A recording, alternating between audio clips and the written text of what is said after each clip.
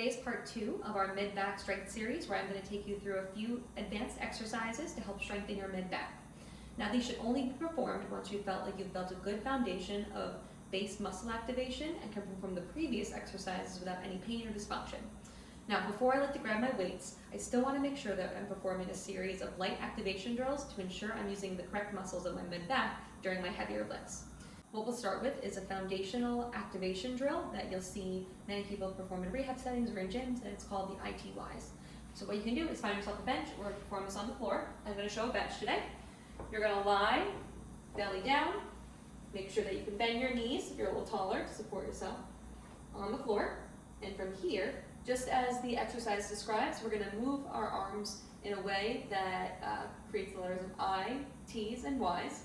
But making sure that we're not just flailing our arms around with momentum, we're really engaging the portions of our mid-back to help control these different lifts. So as you'll see, the first one I'll perform is squeezing my shoulder blades together, lifting straight back for our I's. Next we have our T's. Now if you want to get a little bit more shoulder activation with these, you can also turn your palms up to engage your external rotators of your rotator cuff. And you'll bring your arms straight out into the T position. And lastly, which should be familiar from our activation series, is the Y raises, engaging your lower tracts. So I squeeze my shoulder blades down and back, and I lift up into a Y position.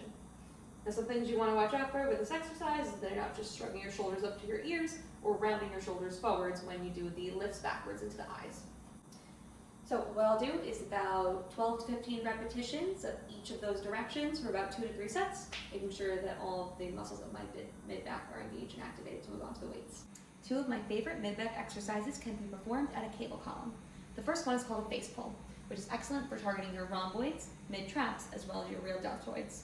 Now, for this you can use either a rope or 2 handles, and you're going to want to start with your feet about hip width apart, grabbing each side of the rope, with a little bend in your knees to have a stable base, and from here, keeping your elbows in level with your shoulders, you want to think of pulling straight back towards your face, squeezing together between your shoulder blades as well as the back side of your shoulders.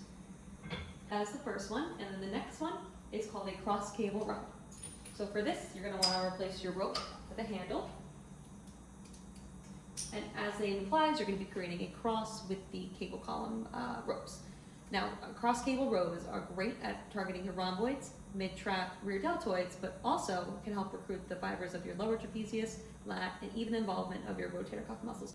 So for this, I have both my handles. I want to make sure they're at even heights. You're going to grab a handle in each hand, and from here, you're going to think of squeezing the muscles between your shoulder blades together and controlling back up. Okay, and the last exercise I'll show you all today is a bent over dumbbell row. Now with this, you can perform a single arm, double arm. I'm going to show the double arm variation today. You're going to start this movement by hinging from your hips as if you were doing a deadlift. Now you're not going to have the weights perpendicular to your shins, but at a slight angle. You're going to brace your core to protect that low back, pull the weight straight up to either side, squeezing that mid-back region and controlling back down. One more time, I'm going to pull the weights up slow and controlled, squeezing that region between my shoulder blades and bringing them back down. Now with all these exercises, I would suggest starting at a medium weight, performing about 8 to 12 repetitions for about 2 to 3 sets. And that's it.